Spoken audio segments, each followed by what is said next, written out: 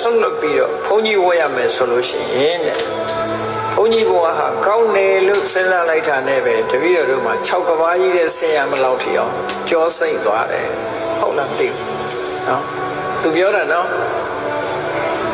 ကိုယ်လည်းစဉ်းစားကြည့်ပေါ့မိသားစုဘဝကိုစွန့်ပြီးတော့ဘုန်းကြီးဝတ်နိုင်သလားသီလရှင်ဝတ်နိုင်သလားစဉ်းစားကြည့်ဘိုးလိုက်လို့ရှိရင်6ကဘာကြီးတဲ့ဆင်ရမှလို့ကြောက်တယ်တဲ့သူကကြောက်သွားတယ်တဲ့သူဒါသောတာပန်ပြောတဲ့စကားပဲနော်နိခမလို့ဆိုတဲ့လူဘဝခွာရှောင်ပြီးတော့ယဟန်ဘဝသွားဖို့ရအတွက်ကောင်းတယ်လို့မြင်မိမဲ့လို့အေးချမ်းတယ်လို့မြင်မိမဲ့လို့သူ့ဖို့မှာတော့6ကဘာကြီးလို့ပဲခံစားရတယ်လို့ဒီလိုလျှောက်တာအဲ့လိုလျှောက်တော့မှရှင်အနန္ဒာကဟာတကားကြီးစကားလက်ဆောင်တစ်ခုတော့ရပြီဖះစီသွားကြရအောင်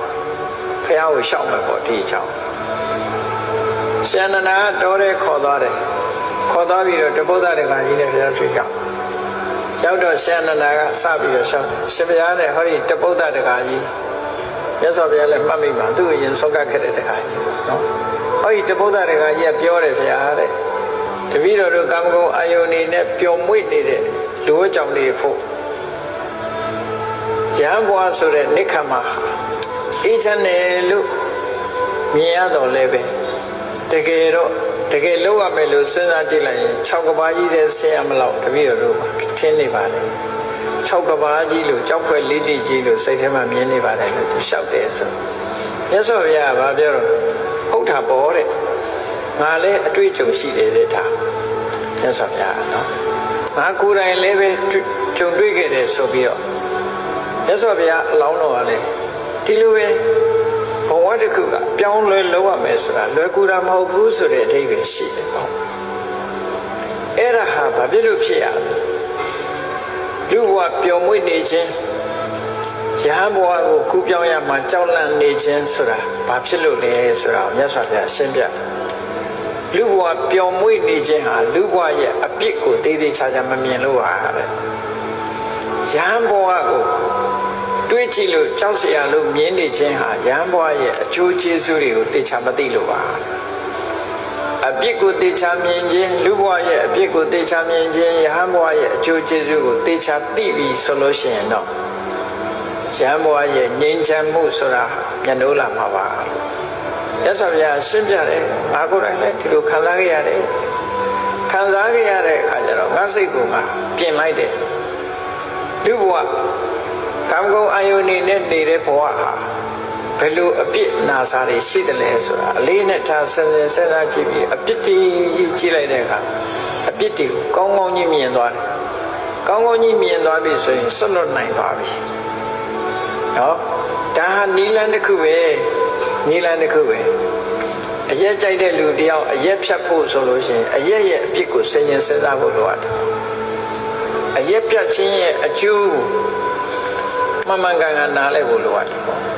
အပြစ်မြင်ခြင်းအကျိုးကိုသိခြင်းဒီနှစ်ခုမှတစ်စုံတစ်ခုကိုစွန့်ပယ်ခြင်းတစ်စုံတစ်ခုကိုရယူခြင်းဆိုတာလုပ်နိုင်မယ်မြတ်စွာဘုရားရဲ့အလောင်းတော်ဟာမြတ်စွာဘုရားကပြန်ရှင်းပြတယ်ကာမဂုဏ်အာယုန်ရဲ့အပြစ်ကိုသေးသေးချာချာလေ့လာဆန်းစစ်ပြီးတော့ကြည့်တော့မြင်လာတဲ့အခါမှာတဲ့ကာမဂုဏ်ရဲ့အပြစ်တွေကိုမြင်လာတဲ့အတွက်ကြောင့်စွန့်ဖို့အတွက်အင်အားရရ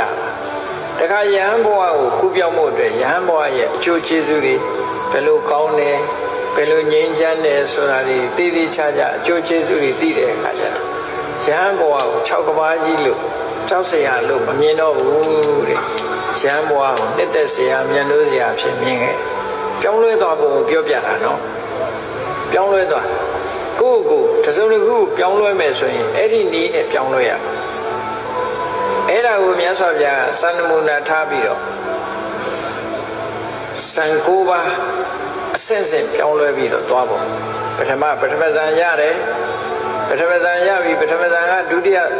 ကိုတက်ချင်လာပြီဆိုရင်ပထမဇန်ရဲ့အပြစ်တွေကိုမြင်ရပထမပြန်ဟာကာမဂုဏ်အာယုစိတ်တွေနဲ့အလွန်နီးတဲ့